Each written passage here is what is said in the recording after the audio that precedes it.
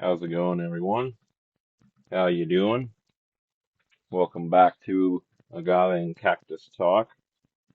Today I wanted to talk a little bit about agave and an article that I read um, talking about mezcal and the impact really that the growth of mezcal has had on um, certain agave farming practices and ecosystems.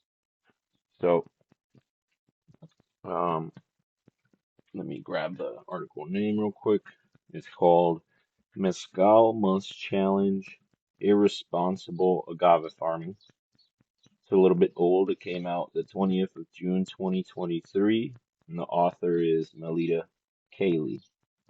And this article stuck out to me because, a lot of the points that this article was bringing up are some of the points that I've been trying to highlight in the podcast, and I talk to with a lot of the farmers and that I consult for.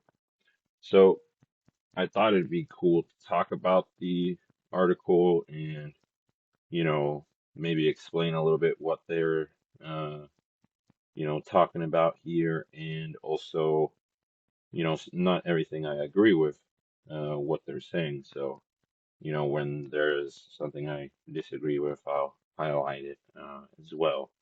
But overall, it was a really good article. It's about a 3-minute read, but as you always know, we always turn that into a big podcast. So, yeah, this is, talking about a lot of different points that,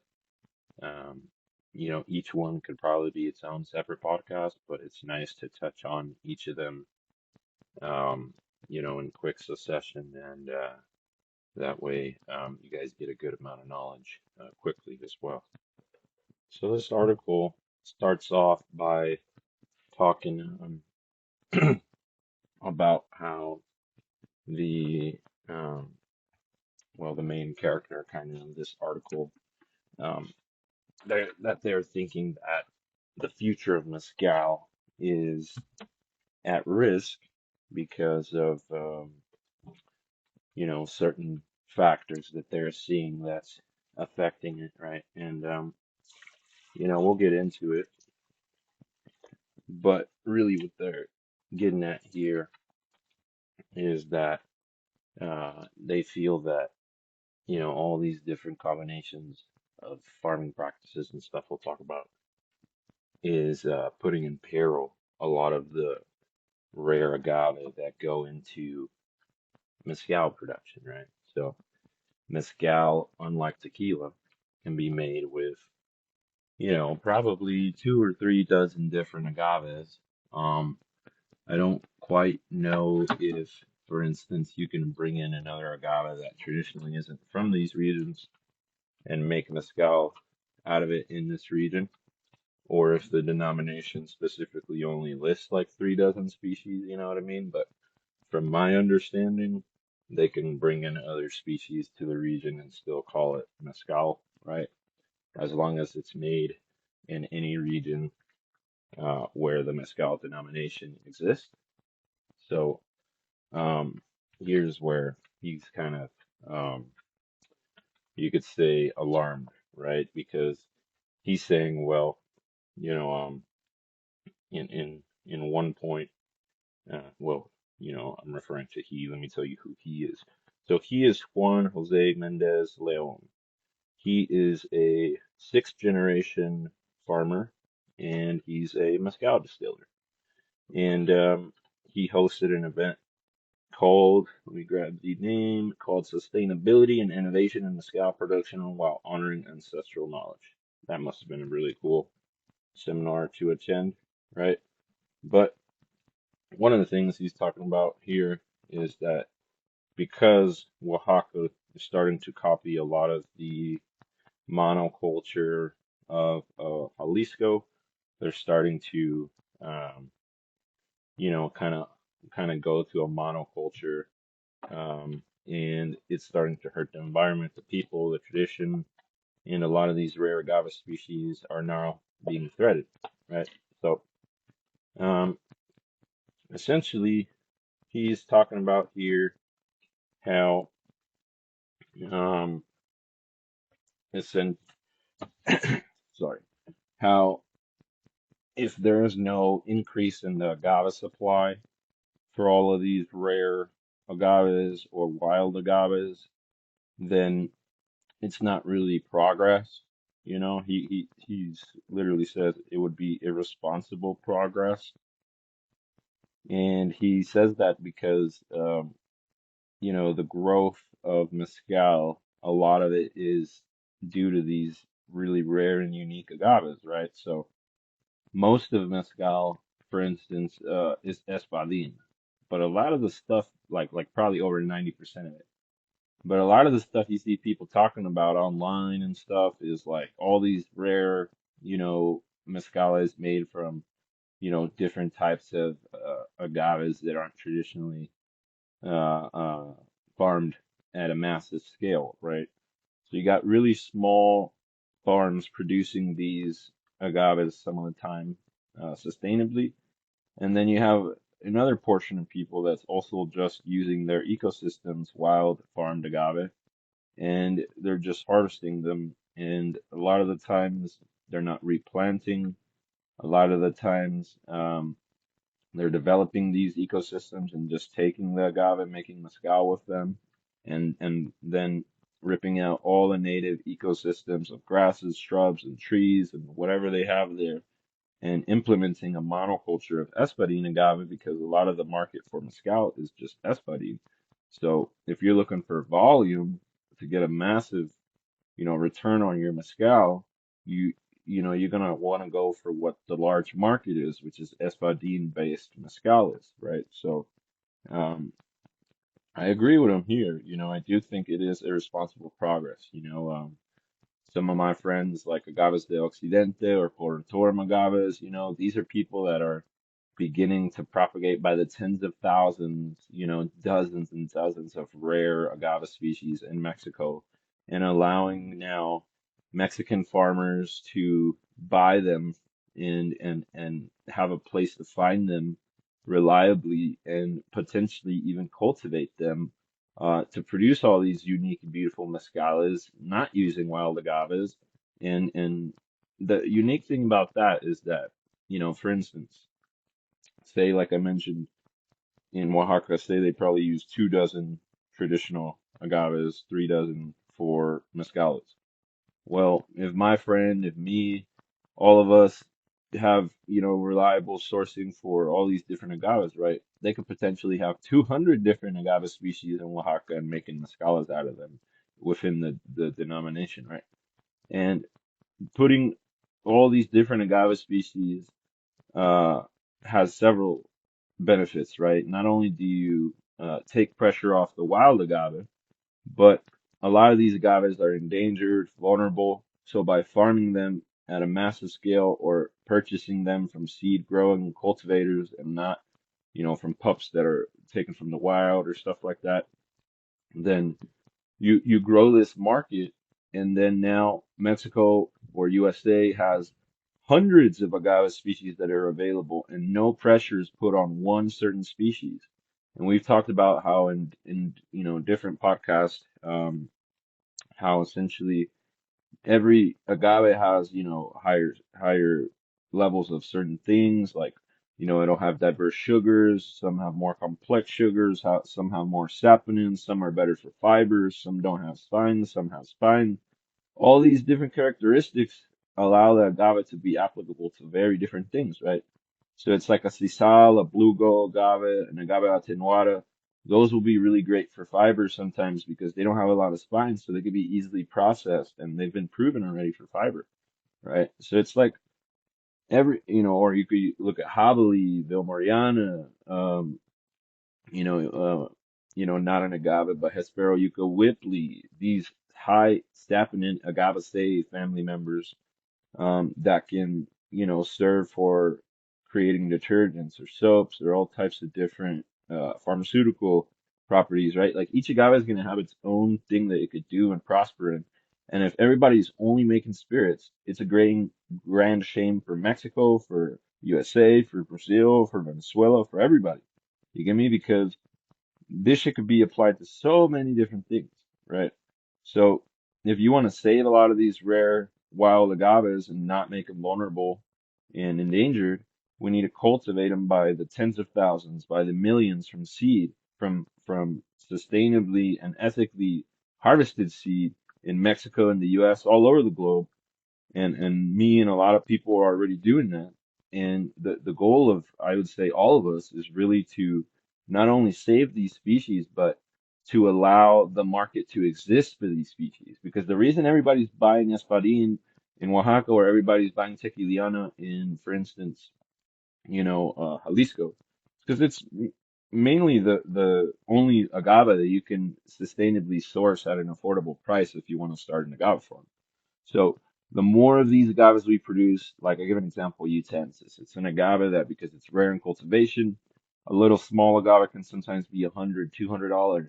Now we're starting to cultivate them by tens of thousands, and hopefully in 5 to 10 years, these agaves could be $5, $10. And not only can farmers try to cultivate them, but they could be put all over landscapes in Mexico, the US, places where it's high elevation or it gets cold or it snows, all of that, right?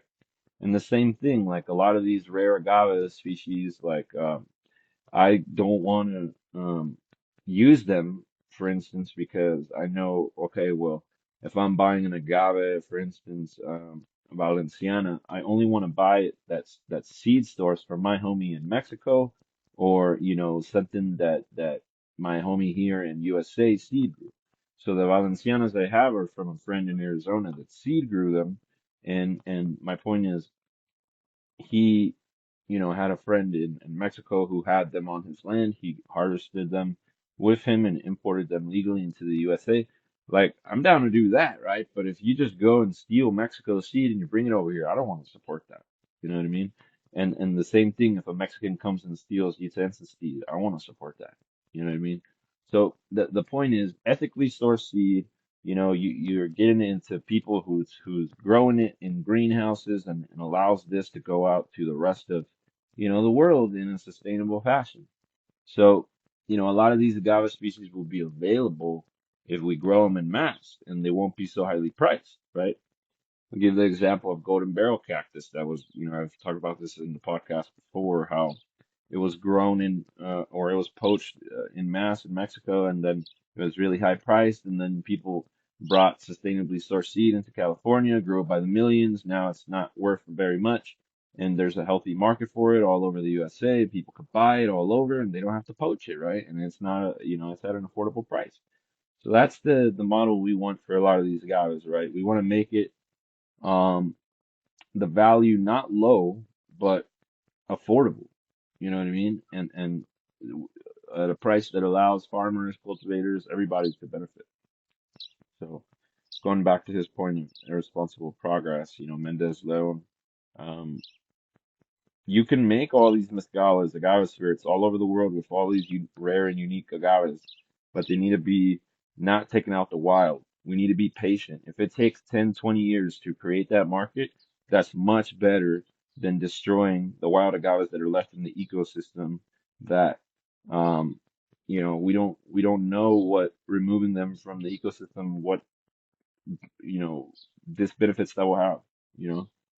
Um, but yeah, he's talking about how, the same thing I was just saying, that the harvesting of wild agave, young agave, all these practices are harming the environment, and it's true. It's like, I've seen a lot of people trying to, just harvest wild agaves because they're super rare and they know they could get good price in their mezcales, and they're not even mature yet. A lot of people don't know this, but you can get the seeds and bulbs plus harvest the agave. So I've gotten with a lot of the majority of my agave to the point where, if you calculate it right, you could still get not a complete bloom, but you could get seed, you could get bulbs, and then you can harvest that agave and still make it into a roast and eat it, or, what do you call it, into spirits. So if they're harvesting it young, you're obviously not going to have that capability, and you lose out not only on, potentially cultivating tens of thousands of this wild rare agave, and it only had, many of these only propagate by seed. So that was its only chance to do that, and now less and less of them are made, right? So in nature, you might have a 1% propagation or less than a 1% from those 10,000 seeds. But you take one agave and you put those 10,000 seeds into a greenhouse, and a good cultivator could get, 75% propagation, 90% propagation out of those seeds, right? And then you can reintroduce instead of 1% that came out in the wild, you could reintroduce 10%, you know what I mean? And keep the other 90% for cultivation, for farming, spirits, forage, all saponins, research, all these different things, right? So there's no, what do you call it, black and white, right? It's like mezcal can grow and the ecosystem can be maintained, and you can cultivate these rare agave species. It doesn't have to be one or the other. You know what I mean? But yeah, this guy felt that, because mezcal is growing so much, he said that, he just wanted to talk about how to protect, the farms and the communities, because he's saying that the two biggest things that he's seeing, which is BS, is well, this is not BS, but it's bullshit that he's seeing there, right? Is that unsustainable farming and unsustainable production, right? So he's talking on the production side, I assume, from a lot of the um, well, we'll get into it right now, right? So I mean, on the farming, he's talking about getting rid of all the native ecosystem, the native grasses, the shrubs, the trees, these beneficial relationships between the fungi, the water systems, the soil systems, getting rid of, your soil by tilling it and by over farming it, you know what I mean? By just putting in a monoculture of plants, and then you're having to heavy fertilize it because it's only one type of plant. You're having to heavy manage it and all types of things, right? So eventually you start degrading your soil, and you have to, change up so much or apply much more of these chemicals and stuff like that, right? So, um, yeah, I mean, the depletion of the native ecosystem is the biggest thing for me, because it's like you there's no, how I tell you here in various podcasts, I'm putting my agave and cactus right on top of the native grasses, shrubs, trees, and they can both coexist. You know what I mean? Like a lot of the ecosystems, because we've changed the planet, we've gotten rid of a lot of these foraging species and stuff. It's completely changed, right? So when you come into a wild system like I did here, you're looking at it wild, but it's completely changed. It's lost its grazing animals, and when you bring in animals and a healthy farming practice, you can regenerate that ecosystem. So my point here is that farming can coexist with ecosystem regeneration and management, and that can coexist with making sure that, or that will lead to making sure that the ecosystem, um, and its benefits, like, growing wild agave, is sustained, but then also, you get your farming done, right? So you get to profit and grow the ecosystem at the same time. That's what we really need to get to, instead of, oh, let's take out this whole fucking hillside of beautiful native, and then, it might have a bunch of wild agaves, make wild, or make mezcal from that stuff because we're gonna get good money, and then they strip it all and put espody, and now they're having to fertilize and till and do all these degradation of soil things, because it's a monoculture and it doesn't have the native trees that were nitrogen fixating. It doesn't have the beneficial fungi anymore, allowing the water to be in there and the nutrients to stay. It doesn't have the shrubs and ground covers maintaining a lot of these water and nutrients in the ground, right? So that is the biggest thing for me. But he's talking also about the harvest of the young agaves, and I just told you it's stupid. People are just getting greedy and trying to go after money, and it's a huge issue, man. I believe little by little, to be honest with you, I think wild harvesting of agave will be banned in Mexico. Um, that's my prediction, but we'll see what happens. But based on, mezcal is probably around, anywhere from 600 to 1.1 billion in 2024 sales in the USA. I mean, say you take the split of that and it's like 800, 850. million. It's almost $1 billion, right? And a lot of that is wild agave, which is an issue. And as that continues to grow, it will hit a breaking point. You know what I mean? I believe that wild agave uh, being used for spirits will be banned, to be honest with you. I think that they might still allow indigenous people to use it, but I don't think that they're gonna allow like actual corporations to use it, to be honest with you. We'll see what happens with that, huh? But the use of chemicals, it's like, yeah, once again, these are things that are destroying our water systems. These are things that are poisoning people. Many of these herbicides and pesticides, they're giving people tons of health problems in Mexico, just like we've seen here in California, because we're a big ag state too. And then monoculture, yeah, it's like, a monoculture of espadín is horrible, just as bad as a monoculture of tequiliana. And I'd much rather see, the native trees, the native shrubs, the native grasses, the ground covers, all these different plants. And then you're inserting your agave and your cactus and maybe some of your fruit trees on top of this, wherever the soil is bare or wherever there isn't a place for this native ecosystem where it's thriving. You insert your pieces here and when you go into those systems like mine, it's funny. It doesn't look like a farm. It looks like you're just going into some nature bullshit, you know? And that's what you want at the end of your farm, a permaculture system that you're just taking a little bit all the time, but it's continuing to grow. So what you're taking is really not much, and that allows you to be profitable and all that shit. But if you have a monoculture, you're basically a commodity. You're selling into the market, and then, even if you're producing spirits and you're vertically integrated, you're almost a commodity as well, which is rare when you vertically integrate because everybody's producing espadín and mezcal. So if you are now vertically integrated, farmer to distiller, you're still not very unique, which in every other industry, you would be super unique at this point by vertically integrating.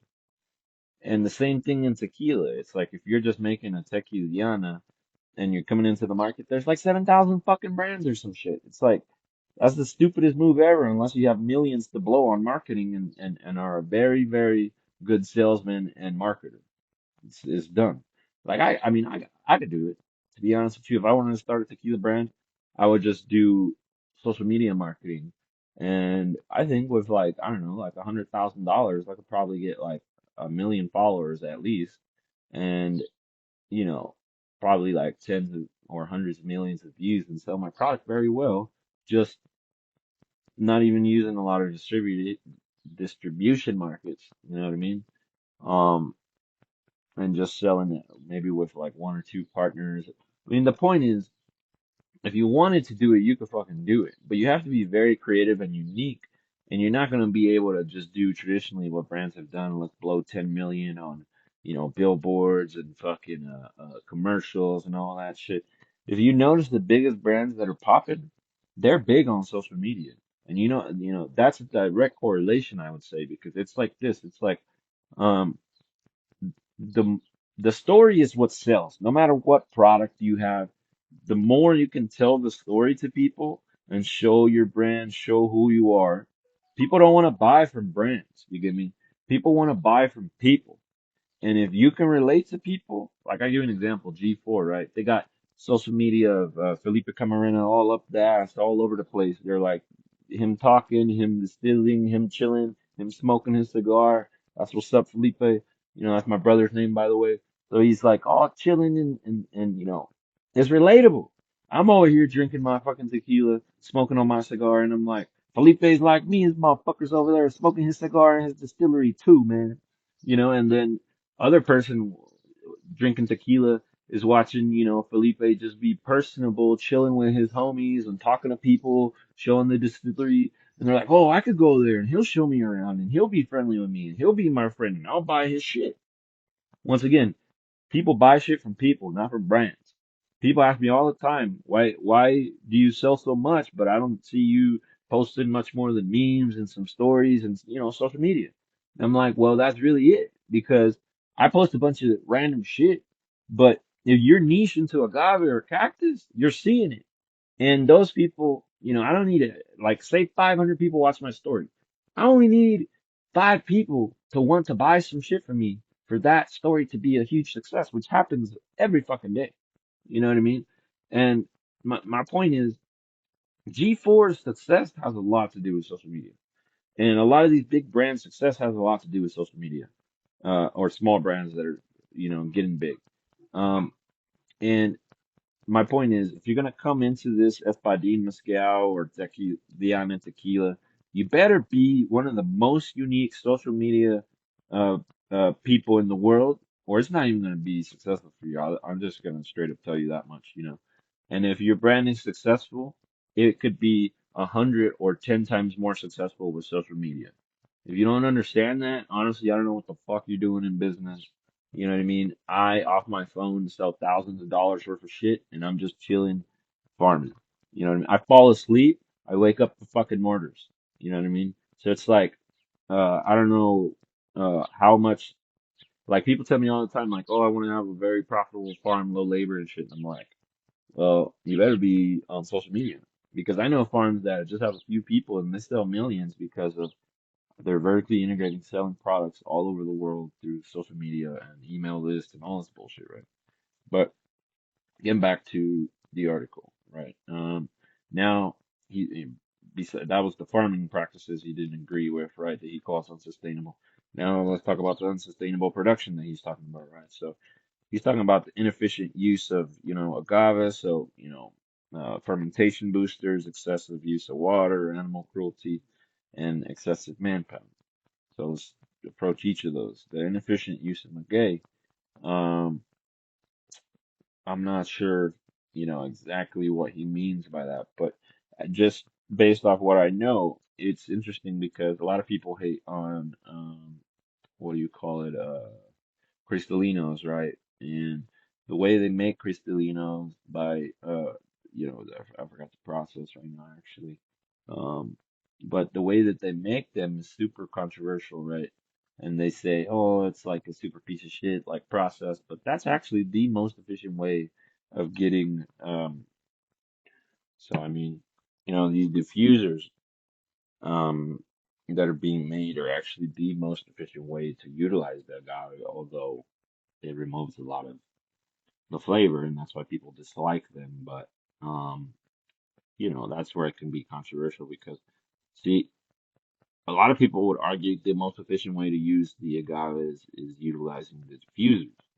But tell a traditional mezcalero that, and they'll fucking try to murk you. You know what I mean? So uh, that's where it could be a little controversial there, right? And the inefficient use it also probably is being too young agave in this case because he mentioned that and utilizing what do you call it?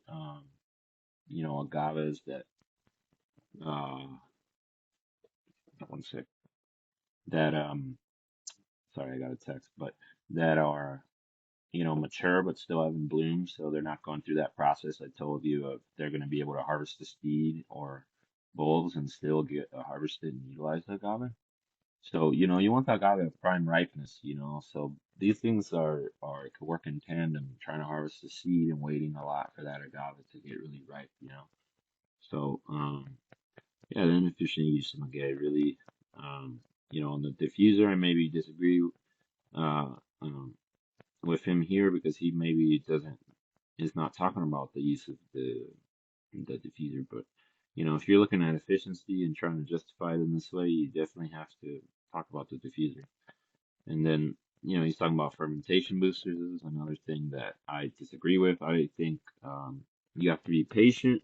I think, accelerating the by the fermentation process of agave by utilizing introduced yeast introduces a lot of different flavors that aren't supposed to be there. You know what I mean? Like in my opinion, that's an additive. They don't classify that as an additive, but in my opinion, that's a fucking additive, dude. I mean, an additive is anything that you're adding that is not the present yeast there, the water that you're utilizing in the agave that's there.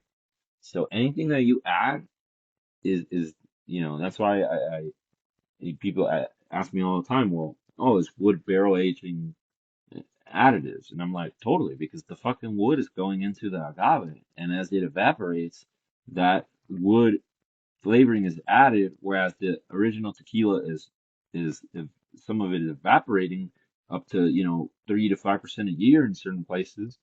That means you're getting more and more each year, more of the barrel and less of the original tequila, which people love, right? Because they love whiskey and all this shit. But it's like, that's not fucking tequila. That's some other shit. I don't know what the fuck to call it, but I mean, whatever, dude. I mean, the añejo thing, I'm not even gonna go down that road. I drink only blancos. Will tell people try añejos and shit just because they're American and they like whiskey or bourbon or cognac or whatever the fuck. And cool, that's a cool way for them to get into it. But then I always, once they become nerds on agave, I'm like, yeah, blanco only, huh? And they're like, yeah. And that's, the more you get into agave, the more you realize if you want to taste the agave, you want the most unique flavor, blanco only, man. All of these things are additives. So going back to his point, adding yeast, like for instance, like say I start fermenting agave, it might take me several weeks to get that to a fermentable stage where I want to now, begin the filtering and processing of that into spirits.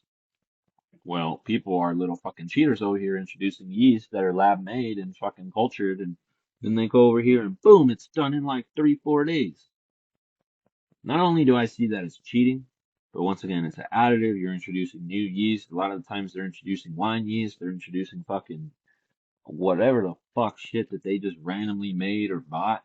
And it's just like, nah, man, like the yeast, the only yeast that I don't consider an additive is, for instance, they're going from their own agave that they're going to process, going and cultivating yeast. And that yeast is the yeast that they use, just so more is available of the yeast that's already present. So you're not adding anything because that shit was already there. So you're just accelerating it by providing a larger quantity, which is fucking dope. I agree with that, and it keeps it original. Yeah, fermentation boosters is changing it all. The shit that you're trying is not the shit that your grandpa tried on a lot of these Espadín and Tequiliana tequilas because of these yeast accelerants, I believe as well. And I mean, like, we just talked about the Brazilians and how they made GMO yeast, or not GMO yeast. I don't remember actually now. It might have been GMO or just it might have just been lab yeast. But they made yeast that could process inulin, right? And they patented it, which is dope because that's something that you have to hydrolyze and process to be able to utilize. And it's a complex sugar, which makes the fermentation process sometimes slow down and stuff, right? So they made this yeast, but I'm over here like, I mean, maybe it's okay for the inulin to not be processed so then you could separate it later. Or maybe it's okay for the process to take, 3, 4, 5 times longer and just that's not processed. You know what I mean? It's like because when you evaporate the alcohol is just gonna leave, right? But the inulin might stay in a lot of that material, right? So you might want to now process that. So yeah, I don't agree with these added fermentation boosters, as he call it, but again, he's talking about the excessive use of water. So when you have a monoculture system, obviously you're not going to be dry farming. You're not going to be having, a relationship between the fungi, the soil, the trees, the shrubs, the plants, the agave, the cactus. You go into the Jaliscan or the Oaxacan fucking forest and you see some beautiful ass agave prospering like no other off no water. It's because they got beneficial fungi there. The soil's not degraded. They got trees, some shading them out, some giving them more sun, some plants covering their ground, some grasses holding in the water. All these 100 whatever relationships that are in combination is why how I've talked the wild flavors are better on those agaves, and I'm trying to recreate that by having a dry farm permaculture polyculture system here. And that's what he's talking about is being lost. The traditional system that I'm copying from my grandpa trying to go back and cultivate a whole bunch of different agaves and plants and stuff, he's saying that system is being lost, right? And the excessive use of water in these monoculture systems, where they got drip line, they got sprinkles, all this shit didn't exist in my grandpa's time, and they grew a bunch of fucking agave, done dozens of species amazingly. and they did it dry farm. You know what I mean? But the problem here is that when they institute the monoculture, they're gonna have to institute irrigation as well, because the soil can't keep the water. It's evaporating. The sun is hitting all that. When I look at a row of just blue agave and I see all this dirt in the middle, I'm like, that's extremely horrible. They're having to irrigate. They're having to do lots of things. They're having to a lot of the times to do those rows like that, chemical and machine use. So a picture tells 1,000 stories. Um, uh, yeah. Whenever I see a hillside full of blue agave now, I kind of cringe, to be honest with you. um, because I just know what the fuck is being destroyed and lost in that. And he's going through the same thing in his Mezcal region. Uh, so huge, huge problem here, the excessive use of water. So here's where it gets a little interesting. He talks about the animal cruelty, right? We're still on the production, unsustainable production side, right? That he's talking about. So he's talking about the animal cruelty, the use of donkeys and horses to pull the toner, and he thinks that's animal cruelty. Well, I'll tell you what, I've seen both. I've seen definitely people, working the horses and the donkeys to death, and they just see it as production, much like a corporation will see a human as just a production number. Well, I also give you the reverse. I also seen motherfuckers that they don't put a lot of, like for instance, say what he doesn't like is the donkey being there all day working. Well, I also seen motherfuckers that got like 20 donkeys and they put one donkey in there for like 1 hour. He's chilling, he's eating and exercising and shit. And then they put him back out into a forage system where he's now maintaining and managing. And the same thing with a horse, maintaining and managing the agave and the cactus and the native ecosystem, right? And that's how those animals get their food. So they're workers, they're fertilizers, they're aerators, they're the workers of the farm. And this is where, how I use my goats. Um, I don't, I'm trying to get into pack goats. He'd probably see that as animal cruelty. And I'll tell you what, there's definitely a lot of pack goats that are over. I see people put up to, a pack goat are usually male that are probably 3 years plus, right? So say, I'm gonna use a female too, but say for this example, the goat weighs 200 pounds. They might put 200 pounds, 100 pounds on each side. I'm definitely not gonna do that. I'm aiming more for if I got a 200-pound goat, I want him around 20% of his body weight. So that would be around 40 pounds, 20 pounds per side. And I'm going to be moving agaves, cacti into more remote areas where I want to plant and start regenerating this ecosystem quicker. So there's both. I agree he is seeing animal cruelty. I'm not I'm not disagreeing with that. I'm saying that it could be done correctly. You can use goats, you can use horses, you can use donkeys, you can use cows in a beneficial relationship where the ecosystem is benefiting, the humans are benefiting, and the agave and cactus are benefiting. In his case, he's talking about agave, but in my case, I will tell you wherever you put agave, put cactus. And agave and cactus could definitely uh, use these animals well. So same thing, excessive manpower, on Mezcal is where you see a lot of this back-breaking traditional production stuff. So in Jalisco, we've gotten rid of that, and you can say, oh, it's industrial, they're piece of shit, cool, whatever. We don't have our backs breaking, we don't have our wrists getting destroyed, we don't have our arms being destroyed, we don't have our knees being destroyed, we don't have our fucking feet being destroyed, we don't have, potential of chopping off our feet or our hands or whatever the fuck in just trying to break up these agave pieces. Okay. So one thing, let me give an example here. One thing I've never seen in Mexico is a log splitting agave thing. So you get a log, and this shit splits a log that's like black walnut, the hardest fucking material, and then it does it in like boom, 1 second, and then this shit could be electric powered, it could be gas, it could be diesel, it could be mobile, right? You could take it everywhere, and you could tow it with a little carrito, you could tow it with a truck, you could tow it with an ATV, whatever the fuck, and that log splitter could easily break up any fucking agave super quickly. And you wouldn't have to have the excess, how he's calling, quote unquote, excessive manpower into the production.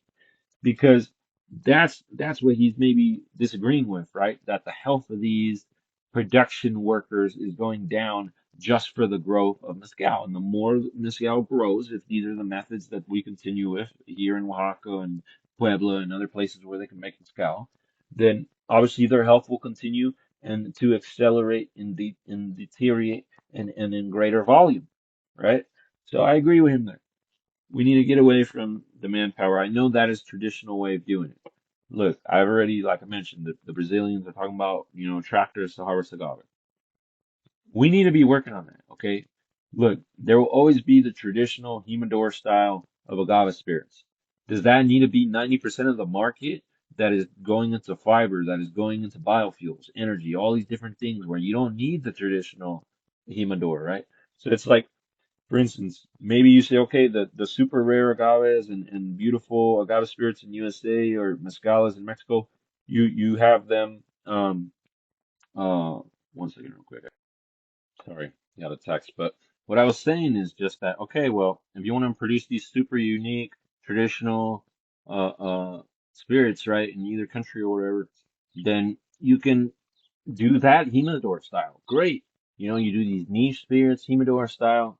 But then all the shit that's being grown industrial, all the shit that's being grown in large numbers to go into, fiber, biofuels, energy, all these different markets, that might be the shit that you use the tractor on, and then you have 95% of the market not being back-breaking work, right? So that could be applied to mezcal regions in Mexico, like Oaxaca and stuff, like where he's talking about the excessive manpower as well. Because I mean, you take a bunch of these machines, you could even get a, how I have here. You have a solar system, you got your solar panels, you got your solar battery, and then you plug in your log splitter that works off, 15 amps to 30 amps, whatever the fuck, and then you run that off solar, and then you're splitting up all your agavas by solar, and you're not destroying the people's health. You know what I mean? So there's ways to improve there. You know what I mean? I agree with him that we need to focus on this. Um, but yeah, he's just overall talking about this, right? The unsustainable farming, unsustainable production methods in Mezcal, and he's disagreeing with a lot of this stuff, and I'm in agreement with him that the majority of what he said is bullshit and we need to work on. You know what I mean? So this other point he talks about over farming of unusual agave species for production of Mezcal. He says, quote unquote, this is him talking, Mendez Leon again, the fifth generation farmer. Not sure if those all five were agave, but most likely because Mexican again. But Jalisciense. But or Jalisciense, Oaxaqueño. My bad. You know what? I'm not even sure they mentioned in this whole fucking article where he is from. Um, beep, beep, beep. I fuck yeah, dude. I mean, I just like breezed the article real quick to see where he's talking about, but mm-mm, I don't think so. I don't think where. Do do. My bad. Trying to just look through it, but that is some bad reporting. How the fuck they gonna talk about this homie and not put where he's from? So he's growing Espadín, talking about mezcal. We were gonna assume he's from a mezcal producing region. 90% of mezcal probably comes from Oaxaca, so we're gonna assume he comes from Oaxaca. But I do not know for sure. So yeah, Mendez Leon, quote unquote, says here. Why do I only grow Espadín agave? For consistency, but also to honor my land, my community, and the plant I'm growing. I'm very serious about taking care of my topsoil. This is the point that I don't agree with him most on in this article. Because he's over here talking about unsustainable farming practices, and he's got a monoculture, of espadín, because he's saying he only grows espadín, and he does that because he doesn't want to use a lot of the unusual agave species that are going into mezcal. Which, look, I agree with. You're not trying to use wild agave. I told you I don't like wild agave brands, and no, I don't hate them. You know what I mean? I just don't support them or whatever. And then it's like he's like, okay, well, I don't want to farm these unusual species that are gonna be destroyed, right? So he's like, I'm gonna stick to Espadín, right? And he says he does that to honor his land, community, and the plant. Look, you can honor agave, you can honor your tradition, your land, your community, and you can grow tons of different agave species. But what you need to do is harvest sustainably, right? And think about the environment. I'll give you an example. He's like, oh, I don't want to grow. Let me give an example here. You know, in Oaxaca, they also have, my bad, there's some fucking, my dog was like chasing some birds. I'm looking out the window here. Fuck, I forgot my point. Let me just, let me just pause real quick. Maybe I can rewind it and see. Do, do, Okay, I found it. So basically what I was saying is that, you know, you can go and get, for instance, whatever agave in the wild, right? So say he doesn't want to farm agave potatorum because he's like, oh, it's just being destroyed in the wild, which is agave tobula, by the way. But by the way, there's like tons of subspecies of or cultivars of agave potatorum. So it's like, I've probably seen 100 cultivars of agave potatorum, right? And in Mexico, or here's where it's weird because subspecies is a wild cultivar, different type of the agave, right? Whereas a cultivar is something that somebody made. So there are hundreds of different potatoriums that people have brought out by seed. It's one of the most cultivated by seed in the USA, in Japan, in Asia, and all these places because they love how it looks and it's compact and shit. So they brought them out from seed, all these 100 different new type of potatoriums or tobalas, right? Those are ones that aren't in Mexico, but are grown sometimes by tens of thousands, even, 100,000, sometimes some of these Japanese. So it's like, why not import from Japan tons of pototorum that you could utilize and not have to utilize the wild agave? They got affordable prices, man. And at the same time, check it out. You go to the wild. I just told you there's research that points to what I'm saying, that there's less than 1%. Sometimes you might have, in the greatest cases, 3% of wild propagation of that agave seed. And if 15,000 seeds are coming off of an agave potatorum, for example, let's do the quick math. So 10% would be, um, and that could be 30,000 seeds, right? But what I'm saying, 15,000, I'm talking about the black seeds, the viable seeds, right? So say you got those 15,000 black valuable seeds and 10% would be what? 1,500, 5% would be 750. So what? Say 2.5%, you'd be looking at 375. So say that agave blooms and the best case scenario, 375, which is 2.5% of those black viable seeds propagate. I'm gonna tell you what, I never seen that shit in a while. I ain't never seen no 375 pototorum little babies right next to a pototorum. I max probably seen like 100, which is still a lot. Like you're like, fuck, you know what I mean? That's a lot. I agree. But shit, here's where the numbers get interesting. Okay, if it's only you go out in your region, you do your biological studies, wherever the fuck, and you're seeing okay, the pototorum or whatever, or XYZ species only puts out after seeding 100, 200, 300 agaves, and you're like, okay, we've proven various different cultivators here we could get a 80, 90, 70, even 50% production. Cool. Well, now I was thinking about it, right? So I've gotten up to in some cases 80% out of agave utaensis, 90% out of agave vilmoreana seeds. It's like let's take the example here and just assume they're a bad grower and a good grower, right? So say 50% of 15,000 is 7,500 agave, right? In this case, say agave polytorum, which he doesn't want to grow. So you take 10% of that, 750, and it's going to be anywhere from 7 to 10 times more, even 20 times more what was being brought out by the wild. Okay. So then you restore 10 times more agave that was coming out in the wild from your cultivated agave. And then you keep 90%, right, of that, which would be, 90% of 7,500 or whatever, right? So then you're keeping like, I don't know, like say 6,000 agaves plus to cultivate. And that's off of one agave. And that's assuming you're a bad cultivator at 50%. You know what I mean? Almost double that if you're given 90%. So here's where I think it can work in tandem. Okay. Mezcal is producing money. You use that money to do these studies. You see what agaves in the wild, how their rates of germination are. And if you can do better, then you harvest some of that seed with researchers to make sure it's done ethically and sustainably, and you're doing it right. You take it to the best cultivators, like my homie Portotorum agaves, or you take them to Agaves de Occidente or Romeo, or different lots of fucking cultivators that are amazing. You take it to them. I mean, you can bring them to me too, but there's tons of motherfuckers in Mexico that are better than me. So you take it to those foods, and they'll make sure you get high germination rates and propagate them, and then you can have this coexist. You can have the growth of Mezcal agave, the growth of polyculture agave in Oaxaca, and save the environment.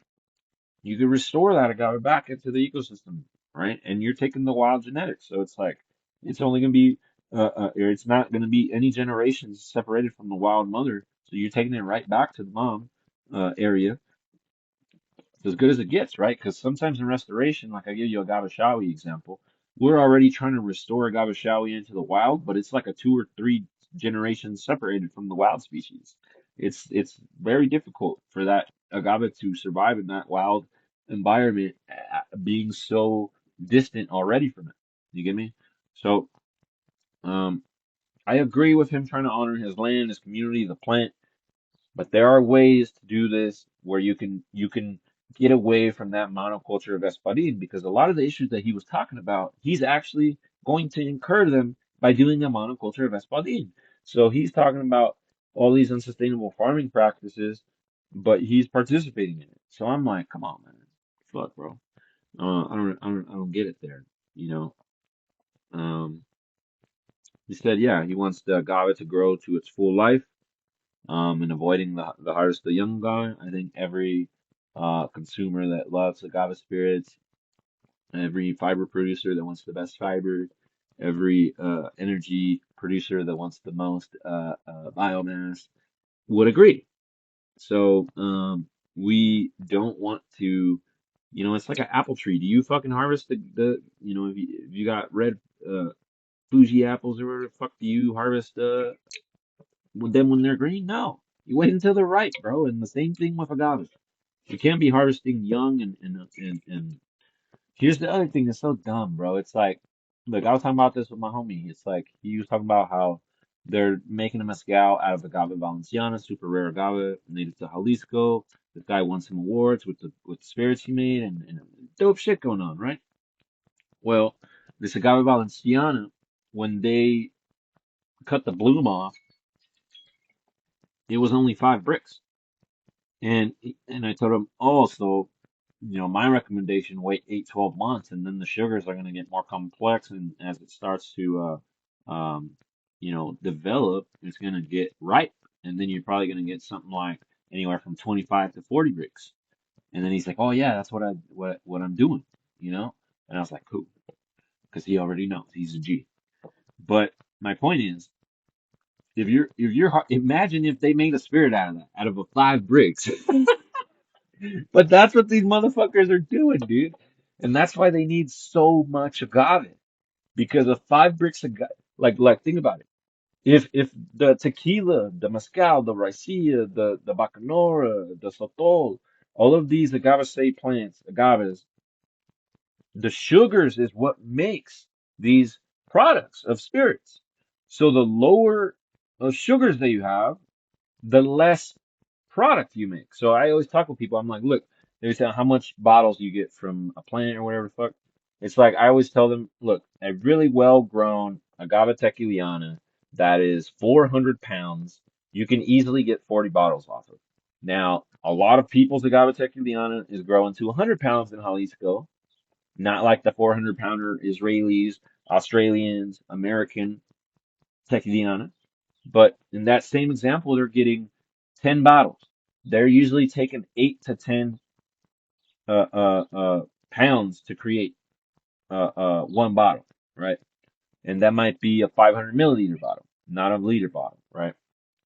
So, or my bad, that might be a liter bottle, not a 500 milliliter bottle. So they might be producing out of a 100-pound plant, I don't know, 9, 10 liters, right? So might be like 20 bottles if they're doing 500 mils. So that's where that is important, right? Because if someone's telling you one bottle or 10, it matters what the milliliters are as well, right? But the point I'm getting at, if that's a really high bricks agave, as either of those examples, then that's those numbers that they're getting. Now, if you have a super low Brix agave, you're gonna have to get like say, and I don't know the exact like mathematical calculation and shit, you know what I mean? But it's like, so if you got a low Brix agave, you're gonna need in some cases 5, 10, 15 times more agave to get the same volume of spirit production from a ripe high Brix agave, right? So say you got 5 agave tequiliana, super ripe, and you distill that to get the same volume of spirits, you might need 20 immature, unripe agave tequiliana. So this is also what's contributing to a lot of the overproduction because people are taking these super young plants, you know what I mean? People are growing them and harvesting them young. It's a lot of fucking issues, man. But yeah, I'm with you on that one, Mendez Leon. I believe as well we should be looking out for the life cycle of the agave as best as we can. And the same thing, you want the bats to get their pollen, you want them to be proliferating, you want, bats aren't the only pollinators that are on agave, while, for instance, a lot of bees, wasps, and other types of small pollinators might be ineffective for pollinating agave, they do try and they get lots of pollen. So I mean, they're sustaining themselves from it. They're maybe just not doing a successful job, you could say here, of pollinating the agave, but they provide lots of beneficial micro ecosystems for tons of insects and pollinators to hang around and enjoy themselves. So. Not allowing these agaves to go to their full bloom has effects on the ecosystems, has effects on how much seed and what we can do. Um, it has effects on the bats, on pollinators. Um, and as well, like I mentioned, if these wild agaves aren't propagating, we're gonna lose them.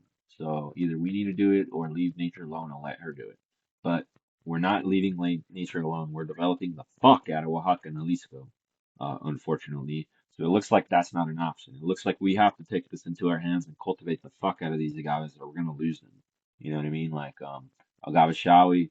Like I mean, there's two wild populations in California left of agave shawi, subspecies shawi. And I give an example. You could have a great farmer like me cultivating, I had, I think, 400 agave shawi that I might have lost, or maybe a little less, a little more, I don't remember, but say like 3 to 500 agave shawi that I lost. And even if you got great people trying to save the species and propagate them, it takes one little fucking fire, and if there's so few people doing it, that species is white.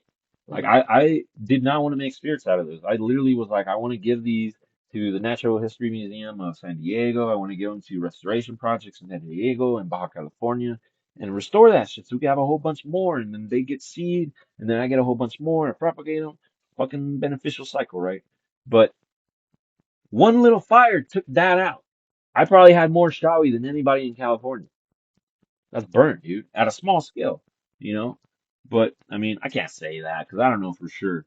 There might be some motherfucker in his backyard that got 1,000 shawi. I don't know. But my point is, I was probably one of the biggest growers of agave shawi and got taken out with one day. And then now that can go into restoration. So if you're growing this super wild agave, but you're the only motherfucker in Oaxaca doing it or in Jalisco doing it, that's an issue. That's what I was telling my homies in Jalisco. I'm like, start putting your shit everywhere, bro. Start putting your shit everywhere because if we lose the native Manfredas, the native agaves to Jalisco, then then it's really gonna be fucked. Because right now, I could tell how these skin agave farmer look, bro. I got my homie over there. He could give you 30 different agave species that you can make mezcal from, and then you can make agave spirits, or in Spanish they would be called destilados de agave. In Jalisco, you got this niche agave spirit market. You're gonna make high profit, and you make it happen, right? We got it as a possibility. But if he didn't exist, we'd be fucked. So we're trying to get more people in the USA to work on Shawi, Utahensis. We're trying to get more people in Mexico to work on Valenciana. We're trying to get more people to work on Pintilla. We're trying to get more people, all these rare species we want people working on. And then, once again, if you're a collector, people always get on this shit for me. Because they're like, oh, bro, like you fucking crashed the market of agave utensils because everybody was selling them at $1 and you're selling them at 10 cents. And I'm like, look, bitch, ain't nobody gonna grow agave utensils at $1 a seed, okay? I literally I gave probably 2,500 seed in 50 or 100 packs to just random California agave farmers in Arizona, agave farmers in Georgia, agave farmers in Nevada, agave farmers in fucking, I think one went to Wyoming, some went to Spain, some went to Mexico. The point is, if motherfuckers in California or Nevada don't want to hop on cultivating a rare species that I'm trying to save, trying to bring down the price so poachers stop fucking with it, then I don't give a fuck. I'm going to place it in anyone's hands who wants to cultivate it, whether it's in Mexico or Spain or wherever the fuck. Because the point is, the more of this population of agave utensils that goes up, the more potential to save that agave and utilize that agave not only in restoration but in cultivation. That's what I think he needs to focus on as well.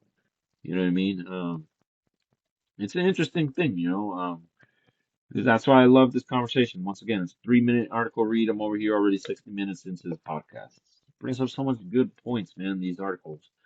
That's why I can't read too many of them because they always, I'm like, mind blown, like everything that I'm reading, you know. And I know a lot of this shit, but it's nice hearing it from other people's views because then it makes me think and discuss in my own head, right? And I mean, you've noticed it. I think I've only had 3 podcasts with other people. I'm trying to get more people on, but people are busy and stuff too, you know. I understand it. But the point is, I don't care if I'm just talking to myself.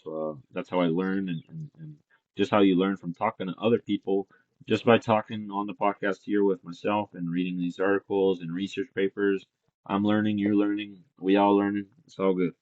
Um, but yeah, he also talks about on the production side here, right? He talked about how the byproducts of distillation, he wants them to be used for weed prevention and compost and, you know, plant agave on land that's not being utilized. So 3 big points. Let's take them on.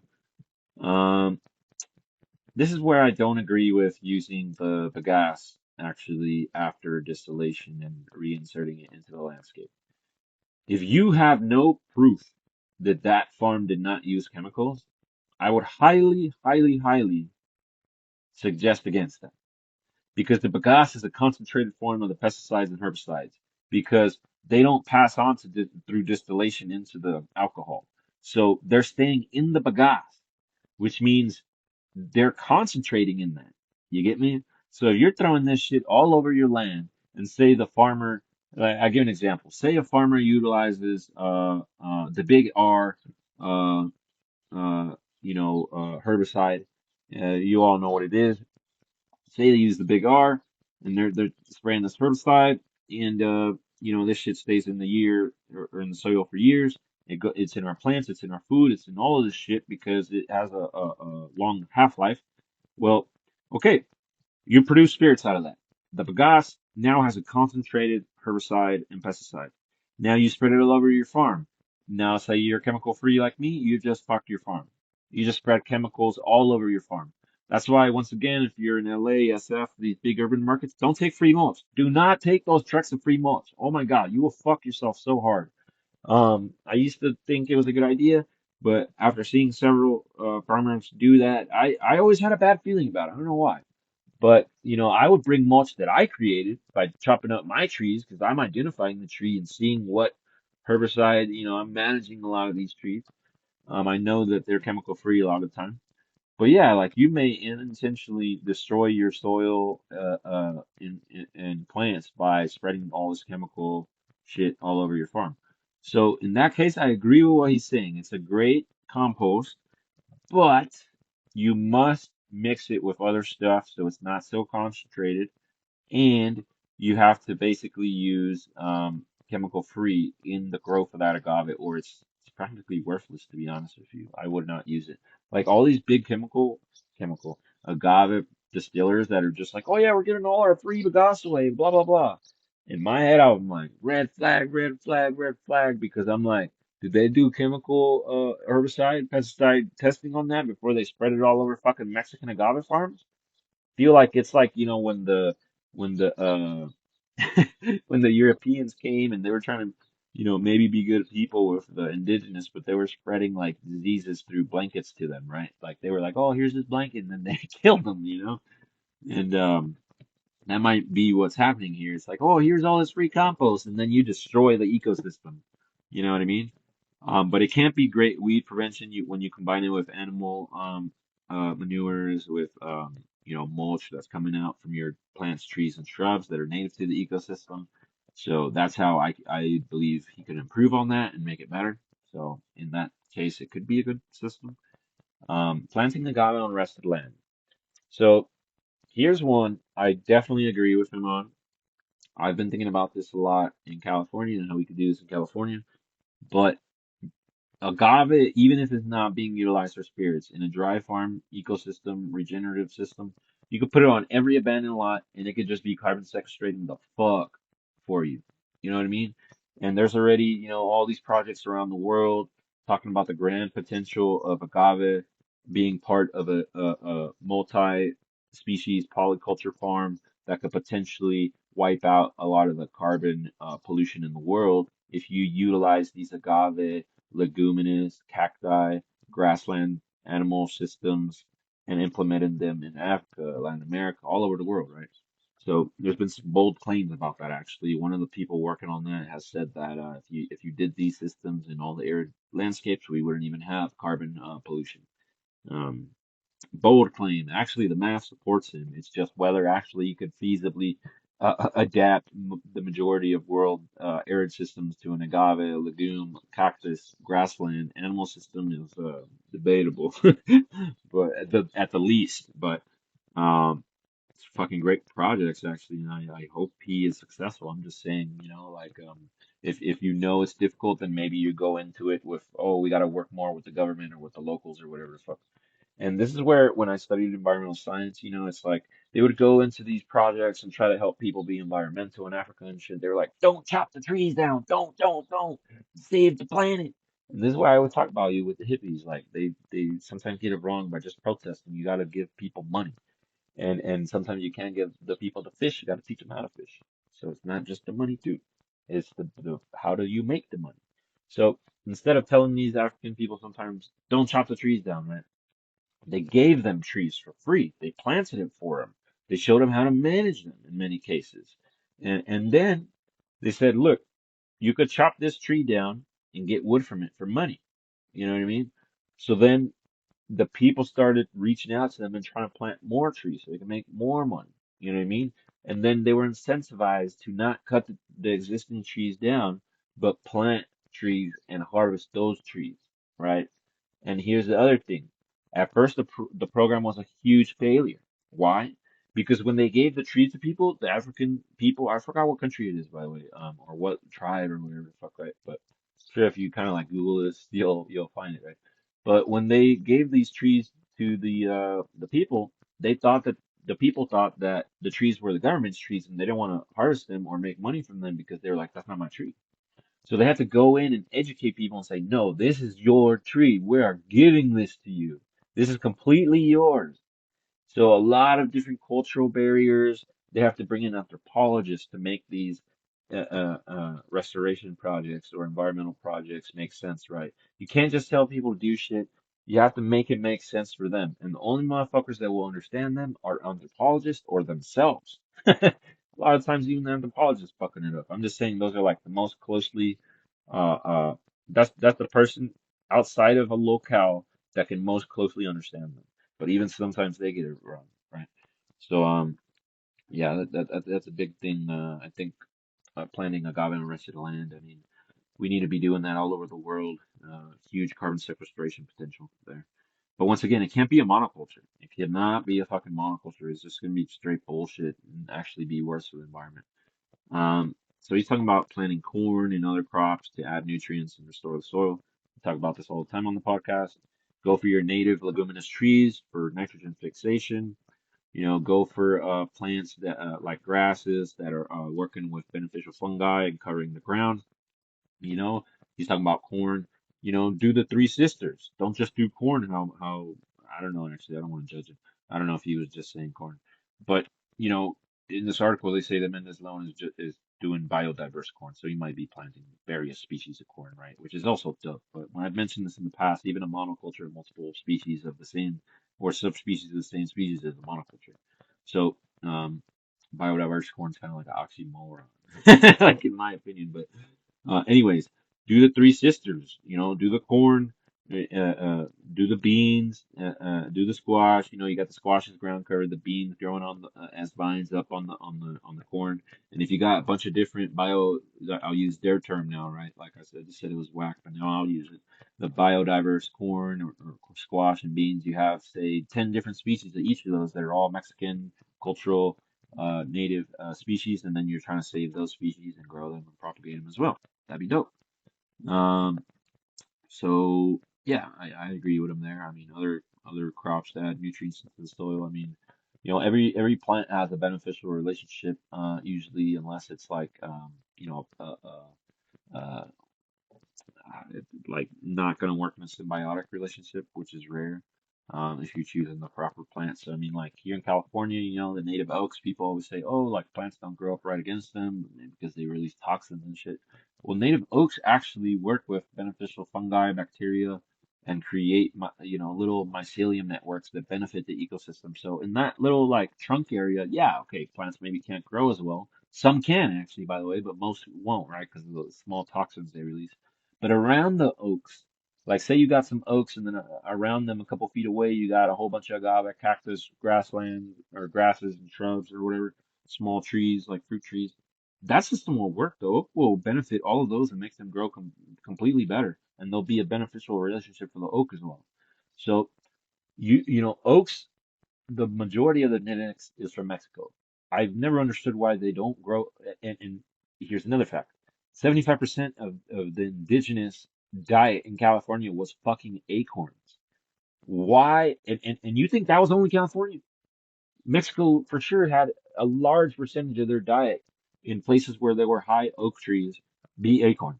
Why the fuck is no one growing oaks with agave? I want to do that here too. It's just, I tell you, I want to do 1,000 things, but I don't have $1,000 million. So I'm trying to get some more oaks into here soon.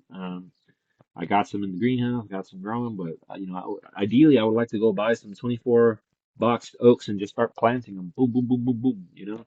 But once again, money is a limiting factor in a lot of my experiments.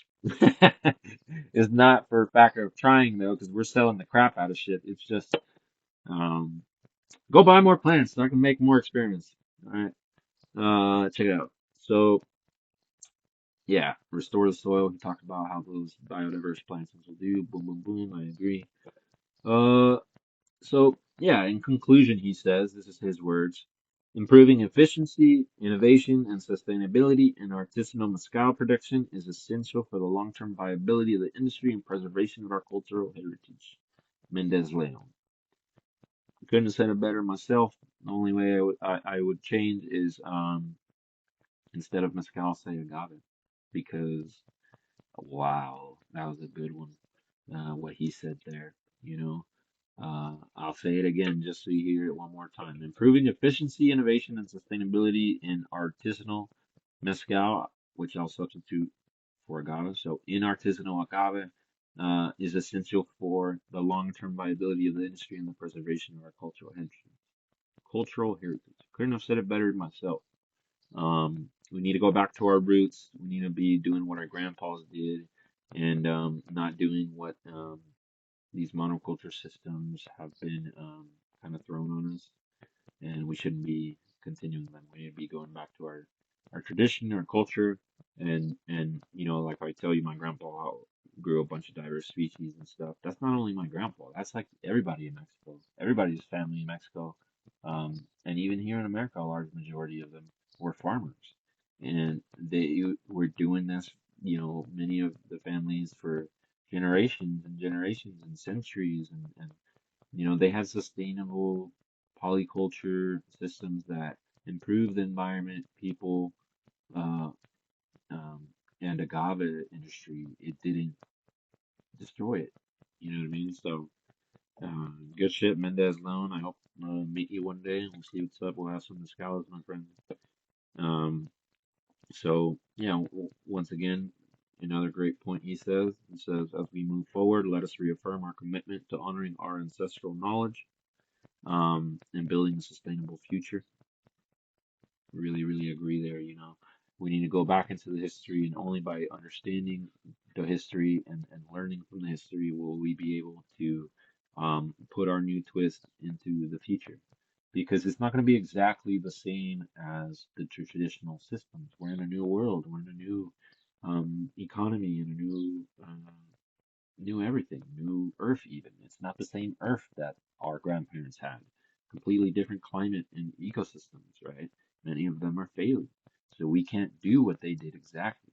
We can use what they did and what they can teach us as a primer, to put our twist in slight improvements and use the traditional combined with the modern to create, how he says, a sustainable future. So, yeah, that was the article today. I hope you enjoyed it.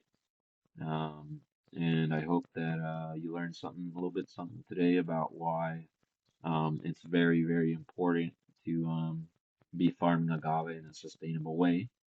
There's a lot of people talking about this all over the world, and we're all working on it in our different ways. But yeah, hope you enjoyed the podcast. And if you got any questions or research or people you want me to talk about, then just hit me on the DM, Farming and Gardening California on Instagram, or Agavero Californiano on YouTube, Pinterest, TikTok. Get DM me there too. And the eBay shop is Cacti Recycling. A lot of people have been asking me about that. If you type in Cacti Recycling into the eBay shopping, you should find me. That name, I just kept it because I initially only sold cactus I recycled on there, and I still have some cactus I recycled on there, but that is how my eBay started actually, pretty funnily. But my what you call it, my Etsy is, let me just double check because uh, my Etsy is, I think, on a screen. Yeah, on a screen, which is my landscaping company, or was the landscaping company name. So I just kind of kept it there from tradition. But yeah, if you want to buy any plants, visit on screens on Etsy, or visit on eBay at Cacti Recycling. And got lots of agave, cacti, sometimes euphorbias on there. If you want better prices, or you want bulk or custom orders, just DM me.